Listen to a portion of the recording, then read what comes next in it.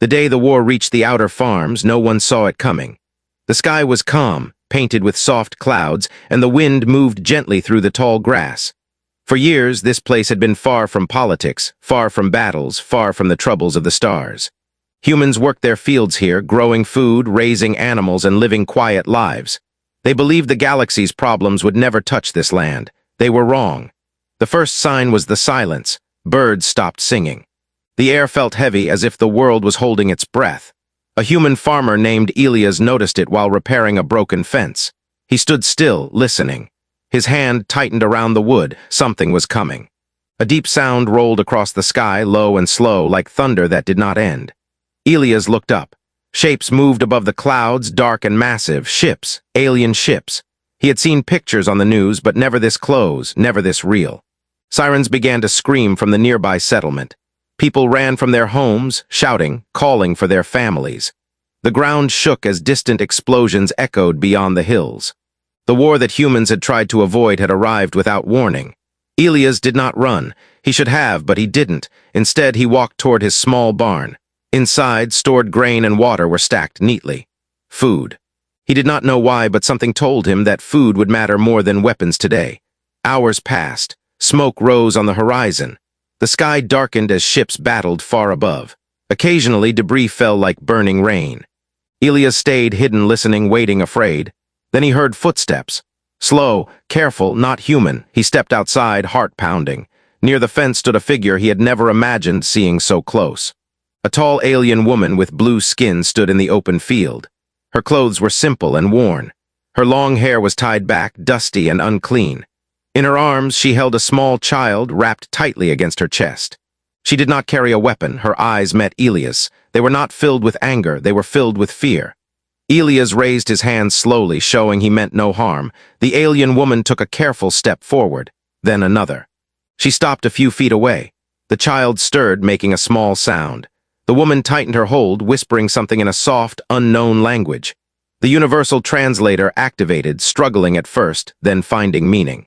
"Please," she said. Her voice was weak but clear. "Do not run." Elias swallowed. His mind screamed at him to escape, to hide, to call for help, but his feet stayed still. "What do you want?" he asked. She hesitated, then lowered herself to her knees. The movement shocked him more than the ships in the sky, an alien kneeling before a human. "My children are starving," she said. "All of them. My people came for your worlds because ours are dead. The soil is dust. The oceans are poison. We were told humans would fight. We were not told humans grow food like this." Her eyes moved to the fields behind him, green, alive.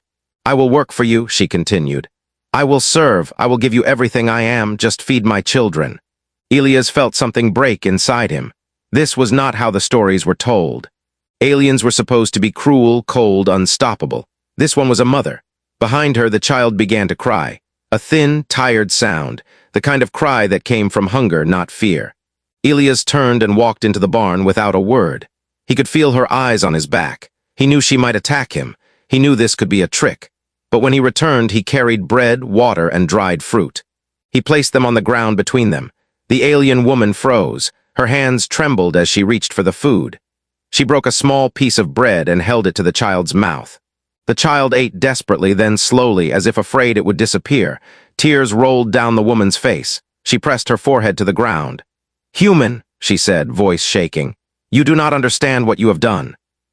Elias knelt across from her. "Then explain it to me." She lifted her head. "This war is not what you think. My people were sent first. We were told to take food by force, but behind us are others, worse ones. They do not beg. They do not ask. They will burn your worlds and take what remains." The sky thundered again, louder now. Elias looked up at the distant battle. Humanity thought this was the invasion. It was only the beginning. "How many children?" he asked quietly. The alien woman looked at him with surprise. "Thousands, maybe more." Elias closed his eyes. One farm could not feed thousands. One man could not stop a war, but he understood something important. Wars were started by leaders. They were ended by choices. "Stay here," he said. "Help me work. We'll see what can be done." She nodded, disbelief and hope fighting in her eyes. Above them, the war continued. Neither side knew that the future of the galaxy had just changed in a quiet field, not with weapons, but with bread. And humanity's true strength had only just been revealed. Morning came slowly, as if the sun itself was unsure whether to rise over a world at war. Smoke still hung in the distant sky, and the sound of far-off battles echoed like thunder that refused to fade. Elias woke before dawn, sitting up sharply as if pulled from sleep by instinct. For a moment he forgot everything. Then he heard soft movement outside the barn. He stepped out quietly. The alien woman was already awake. She stood near the fields, holding a simple farming tool Elias had left behind. Her child slept nearby on a blanket, breathing slowly for the first time since arriving. The woman studied the soil carefully, touching it, smelling it, as if trying to understand its secrets. "You don't have to start yet," Elias said. She turned, surprised, then lowered her head slightly. "My name is Selah," she said. "I have not worked peaceful land in many cycles." Elias nodded. "I'm Elias." No more words were needed. Names were enough. They worked together in silence as the sun rose. Selah learned quickly. Her movements were careful but strong, her hands skilled despite the unfamiliar tools. Elias noticed how she watched the crops, not with hunger but with respect. To her, this land was a miracle. By midday, Selah spoke again. "My people were farmers once," she said, "before the sky burned." Elias paused. What happened? She hesitated, then continued. "A war like yours, bigger, louder. The victors took our machines, our water, our worlds. We survived by moving from system to system, taking what we could. Hunger followed us everywhere." Elias wiped sweat from his face. He thought of human history, of wars fought for land and power, of people left with nothing. The galaxy was bigger, but the stories were the same. Later that day, more arrived. At first, Elias thought the shadows near the tree line were tricks of light. Then he saw movement. Figures stepped into view, slowly, carefully, hands raised. Aliens, men, women, children, thin, tired, afraid. Selah ran to them, speaking quickly in her language. The aliens gathered close, eyes fixed on the fields, the barn, the humans standing among them. Elias felt his chest tighten. This was no longer a single act of kindness. This was a choice that could cost him everything. He opened the barn doors wider. Food was shared, water was passed. No one spoke much. Eating was more important than words. Some aliens cried openly. Others stared at Elias as if trying to understand what kind of creature would do this without demand.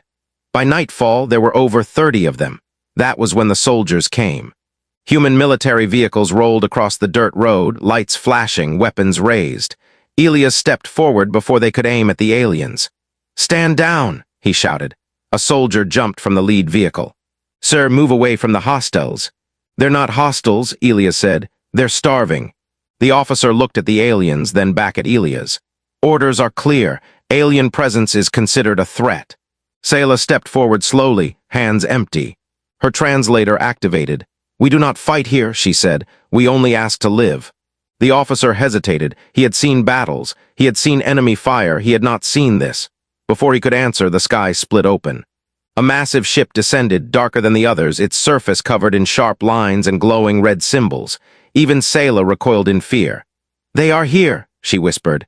"The ones behind us." The ship fired without warning, not at Elias, not at the soldiers, at the distant human city. The explosion lit the horizon like a second sun. Everything changed in that moment. The officer lowered his weapon. "Get everyone inside," he ordered. "Now." Humans and aliens ran together, no longer separate, no longer enemies. Fear did not care about species. Inside the barn, chaos ruled. Children cried. The ground shook as more blasts followed. The war had reached its next stage. Selah grabbed Elias' arm. "They will not stop," she said. "They take planets until nothing is left." Elias clenched his fists. "Then we stop them." She stared at him. "You cannot." "Maybe not alone," he replied. Outside, the human soldiers formed a defensive line, firing at incoming drones. The alien ship ignored them as if they were insects. Then something unexpected happened. Alien fighters, smaller ships marked with Selah's people's symbols, appeared in the sky. They placed themselves between the human settlement and the larger ship. They did not attack humans. They defended them. The officer watched in disbelief. "Why would they do that?" Selah answered quietly, "Because you fed our children." The battle was brief and brutal. The larger ship withdrew, damaged but not destroyed. Silence followed, broken only by distant alarms. Afterward, the officer contacted command. He spoke carefully, choosing his words. When he finished, he looked at Elias. "This changes things," he said. "Command wants to talk." In the days that followed, news spread fast. Videos of humans feeding aliens. Of aliens shielding human cities, of enemies kneeling instead of killing. Some called it betrayal, others called it hope.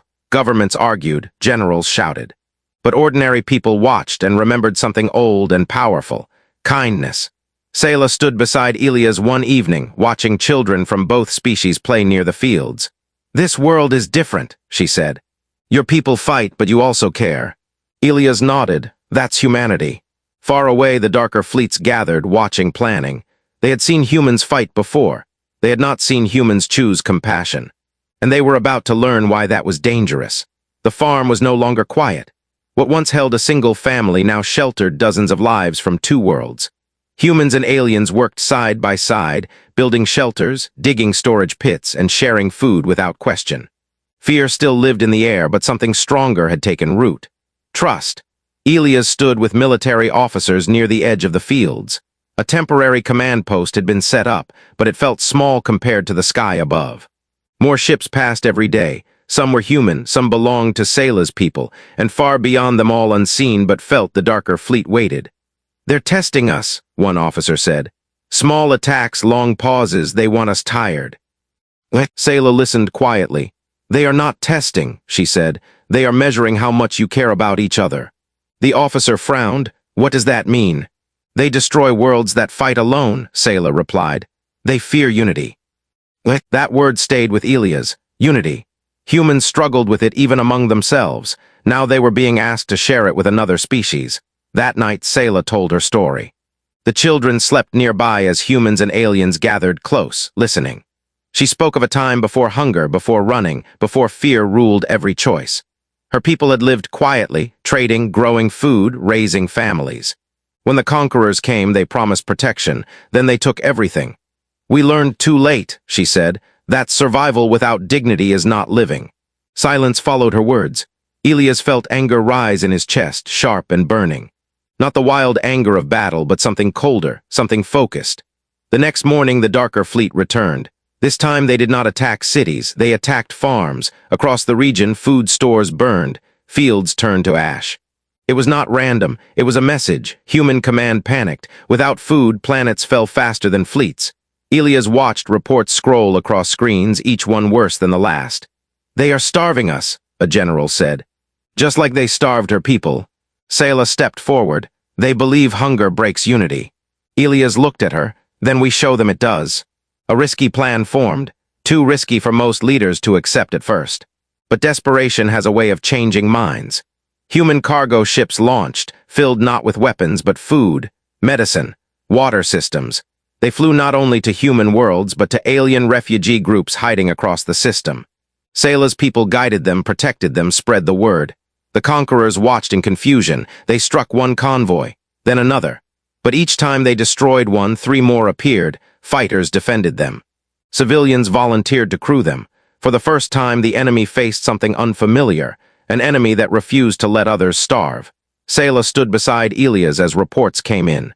"You are teaching the galaxy something," she said. "What's that?" he asked. "That humans do not trade life for comfort." The enemy responded with force. A massive ship entered orbit above the farm world, larger than any before. Its presence darkened the sky. A broadcast followed, sharp and cold. "Humanity," the voice said, "end this alliance, surrender the refugees, hunger will end." Elias watched the screen. He stepped forward without hesitation. "No," he said. The response was immediate. Orbital strikes hit nearby regions. The ground shook violently, people screamed. But still no one ran. Sayla grabbed Elias' hand. "They will destroy everything." "Maybe," he said, "but not who we are." Human fleets arrived, joined by alien ships flying Sayla's people's symbols. They were outmatched, everyone knew it. Then something unexpected happened again. Other ships appeared. Different designs, different colors, species long silent. Long afraid, they had been watching. They had seen humans feed enemies, protect children, share food instead of hoarding it. And they came. The sky filled with ships from worlds that had never stood together before. The conquerors hesitated. For the first time in their history, they hesitated. Sayla whispered, "They did not plan for this." Elias smiled grimly. "Neither did we." The battle that followed was not about power. It was about choice. Humans and allies fought not to conquer, but to protect. Every ship lost bought time for civilians to escape. Every stand made a statement. In the end, the enemy ship withdrew again, damaged and wary, but everyone knew the truth. This was no longer a border conflict. This was a test of what kind of species humanity would be. As night fell, Elias looked across the fields, now filled with people from many worlds sharing food under the stars. Sayla stood beside him. "They will come back," she said. "I know," Elias replied. "And next time," she added softly, "they will try to break your spirit." Elias watched the children laughing, human and alien together. "Then they don't understand us at all." Far away, the conquerors prepared something new. Not a fleet, not a weapon, but a choice meant to force humanity to betray everything it had become. The enemy did not return with fire. That was what frightened everyone the most. Days passed, then weeks. No ships in the sky, no attacks on farms, no burning cities. The galaxy grew quiet like a breath held too long. Human leaders argued endlessly. Some believed the enemy was regrouping. Others feared something worse. Elias listened from the edge of the room, never speaking. He had learned that silence often hid the most dangerous plans. Sayla sensed it too. "They are waiting," she said one evening as they watched the sunset. "They want you to doubt yourselves." "What happens next?" Elias asked. "They will offer peace," she replied, "on their terms." The message came the following day. Every screen across human space lit up at once. The enemy's symbol appeared, sharp and dark. The voice that followed was calm, almost kind. "Humanity has shown strength," it said. "Strength earns survival. End your alliance. Return all refugees. Share your food only among yourselves. In exchange, the war ends." Silence spread faster than fear. The offer was tempting, too tempting. Human worlds were damaged, supplies were low, people were tired. The idea of safety whispered loudly. Elias watched faces around him change. Hope fought with guilt. A leader spoke. "If we refuse, we risk extinction." Another answered, "If we accept, we become them." Sayla stood slowly. Every eye turned to her. "My people accepted such an offer once," she said quietly. "We are still running." The room fell silent. The enemy gave humanity 3 days. During those days, the farm became a place of decision. Humans and aliens gathered together, talking late into the night. There were arguments, tears, fear, but also resolve. A human mother spoke first. "If I save my children by killing hers," she said, nodding toward Sayla, "what kind of future do they inherit?" No one answered. No one needed to. On the 3rd day, Elias stood before the camera. Human command wanted a general, a politician. Elias stepped forward instead. "We will not trade lives for comfort," he said simply. "We will not feed ourselves while others starve. If that means war, then we will face it together." The transmission ended. Across the galaxy, people waited. The enemy responded with cruelty. They did not strike military targets. They took children. Small ships slipped through defenses, fast and precise. Refugee camps were hit first, then cities. Human and alien children vanished without warning. Panic spread like fire. Sayla collapsed when she heard the reports. Elias caught her before she fell. "This is my fault," she whispered. "They know we cannot abandon children." Elias shook his head. "No, this proves we were right." A message followed quickly. "Return the refugees," the enemy said, "or watch the next group disappear." Human command was broken. Some demanded surrender. Others demanded immediate attack. Elias looked at the stars and made a choice. "We don't attack," he said. "We rescue." A desperate plan formed. Small teams, fast ships. No heavy weapons, only speed and precision. Sayla's people knew the enemy's technology better than anyone. Humans knew how to improvise. They launched at dawn. Inside the enemy carrier, fear ruled both sides. The conquerors never expected rescue. They believed terror always won. They were wrong. Humans moved quietly, cutting power, opening cells. Aliens followed, guiding children through dark corridors. When alarms sounded, it was already too late. Elias found the holding area last. Rows of frightened children stared at him. Human, alien, no difference now. "It's okay," he said. "We're taking you home." The escape was violent. Ships were lost, lives were risked, but the children were saved. When the enemy carrier exploded behind them, the galaxy felt the shift. The conquerors had lost something they could never replace: control. Sayla stood beside Elias as the rescued children reunited with their families. She placed her hand over her heart. "You saved them all," she said. "We all did," Elias replied. Far away, the enemy prepared their final move. They would no longer try to break humanity's body. They would try to break its soul. The rescue changed everything. Across human space and far beyond it, the story spread. Humans had crossed enemy lines not to destroy, but to save children who were not even their own. Worlds that once stayed silent now spoke openly. Some offered ships. Others offered food, medicine, or shelter. The alliance grew stronger, not because of fear, but because of trust. The enemy answered with anger. Their fleets gathered in numbers never seen before. Massive ships formed a wall of metal and fire near the edge of human space. This was not a threat, it was a promise. Human command prepared for the worst. Every ship was armed, every defense was active, but the numbers did not lie. Humanity and its allies could not win a full battle. Sayla stood with Elias on a command deck, watching the enemy fleet fill the screen. "They will destroy your worlds," she said softly. "Maybe," Elias replied, "but not our purpose." A final message came from the enemy leader. "This ends now. Stand down or all will burn." Elias asked for the channel. He did not speak as a soldier, he did not speak as a leader, he spoke as a human. "We know hunger," he said. "We know fear, we know loss. We will not survive by becoming what destroyed you. If the galaxy must choose, then let it see who we are."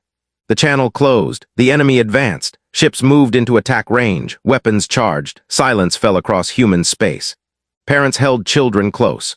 Friends stood side by side, knowing this might be the end. Then something strange happened. Enemy ships began to slow. Systems flickered. Commands failed. Confusion spread across their fleet. Sayla's eyes widened. "That's not us." A signal cut through all channels, old and powerful. "We remember hunger." New ships appeared. Ancient designs, heavily worn but strong. They bore no symbols of conquest, only marks of survival. A voice spoke, calm and steady. "We were broken by the same enemy. We learned from humanity." More fleets arrived, species thought extinct, civilizations once crushed. They had watched humanity feed strangers, protect children, refuse to surrender compassion. They had chosen a side. The enemy panicked. They had ruled by fear for centuries. Fear no longer worked. The battle that followed was short, not because of strength, but because of collapse. Enemy ships surrendered, others fled. Their control shattered as quickly as it had formed. Sayla looked at Elias, tears in her eyes. "You gave us more than food," she said. "You gave us courage." Elias watched the enemy fleet retreat. "No," he said, "you reminded us who we were." The galaxy held its breath. The war was not over yet. But the enemy was no longer certain they could win. And for the first time, humanity understood something important. Victory was no longer about survival. It was about what came after. Far from the battlefield, on the small farm where it all began, fields were replanted. Children laughed. Life continued. The final choice was coming, and the galaxy was watching how humanity would finish what it had started. The enemy did not return. At first, no one believed it. Weeks passed, then months. The great fleets that once darkened the sky stayed far beyond the borders of human space. Scouts reported abandoned systems, silent stations, and empty command